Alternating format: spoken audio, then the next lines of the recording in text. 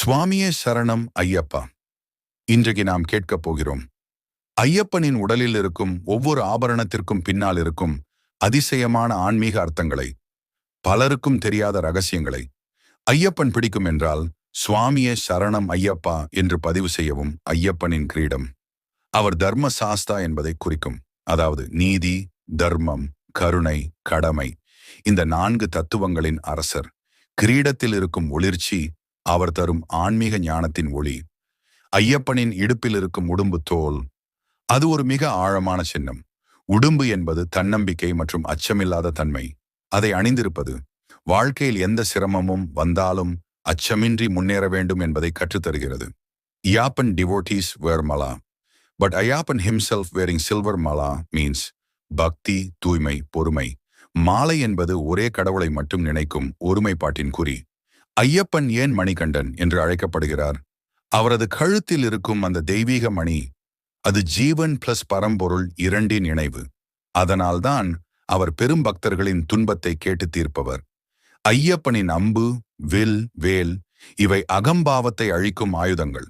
வேல் ஞானத்தின் சக்தி, வில் என்ற அம்பு இலக்கை அடைய தேவையான கவனம் பிளஸ் கட்டுப்பாடு. ஐயப்பன் சொல்வது, உன் வாழ்க்கையின் இலக்கு எது? அதில் கவனம் வை, நான் உன்னுடன் இருக்கிறேன். ஐயப்பனின் வாகனம் புலி, அது தீய சக்திகளை வெல்லும் வீரத்தை குறிக்கும். புலிவேட்டை புராணம் இருட்டையும் பயத்தையும் அழித்து ஒளியை தரும் தெய்வீக சக்தி. 18 படிகள், இது ஒரு ஆபரணம் அல்ல, ஆனால் ஐயப்பன்ஸ் பிகெஸ்ட் ஸ்பிரிச்சுவல் சிம்பல். 18 படிகள், 5 இவைகளின் கட்டுப்பாடு, 8 ராகங்கள், 3 குணங்கள், 1 ஆன்மா, 1 பரமாத்மா. இந்த படிகளின் மீது ஏறும்போது அவர் சொல்வது, என்னை நீ சந்திக்க வருகிறாய், நான் உன்னை வழிநடத்துகிறேன். இதெல்லாம் ஒரு கதை அல்ல, ஒரு ஆன்மீக பயணம்.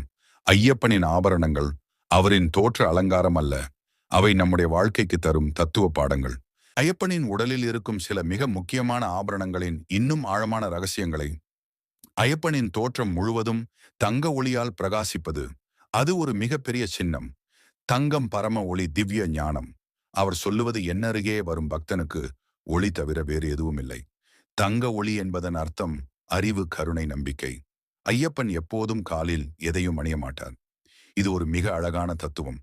தர்மத்தின் பாதையில் நடப்பவருக்கு வயிற்றிடும் பாதை கடினமல்ல, உண்மை மட்டுமே. பூமியோடு நேரடியான ஆன்மீக இணைப்பு, எண்ணங்களையும் மனதையும் சுத்தப்படுத்தும் சக்தி. இது சாதாரண மாலை அல்ல, ஒவ்வொரு மணியும் ஒரு புண்ணியத்தையே குறிக்கும். மாலை அணிந்து சபரிமலைக்கு செல்லும் பக்தர்களின் நற்செயல்களை அவர் தாங்கிக் கொள்கிறார். அவருக்கு சொந்தமாக எதுவும் இல்லை, பக்தர்களின் நற்காரியங்களே அவரது மாலையாகிறது.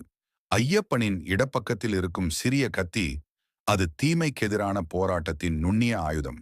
அதன் அர்த்தம், உள்ளே இருக்கும் தவறை முதலில் வெட்டி போடு, அப்போதுதான் வெளியுள்ள கஷ்டங்களை வெல்ல முடியும்.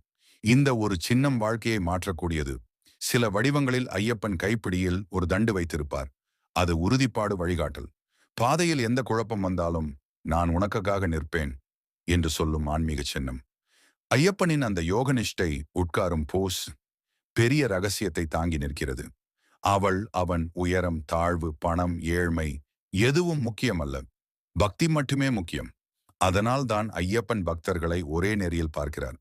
இதுதான் சபரிமலையில் சுவாமியே சரணம் ஐயப்பா என்று எல்லோரும் சொல்வதற்கான காரணம். ஒன்னுதான் சுவாமி, ஒன்னுதான் வழி. ஐயப்பன் இடுப்பில் இருக்கும் டைட் வேஸ்ட் கிளாத், அது உள் உறுதி, செல்ஃப் கண்ட்ரோல் என்பதின் குறி. உடலை கட்டுப்படுத்தினால் மனத்தை வெல்லலாம். இது மிக மெல்லிய ஆன்மீக பாடம். இவ்வளவு ஆபரணங்கள் வெறும் அலங்காரம் அல்ல, ஒவ்வொன்றும் வாழ்க்கையின் பாதையை ஒளிரச் செய்யும் ஆன்மீக அடையாளங்கள். ஐயப்பன் நமக்கு சொல்வது, தர்மத்தின் வழியில் நட, நான் உன்னுடன் இருப்பேன். சுவாமியே சரணம் ஐயப்பா, சுவாமியே சரணம் ஐயப்பா.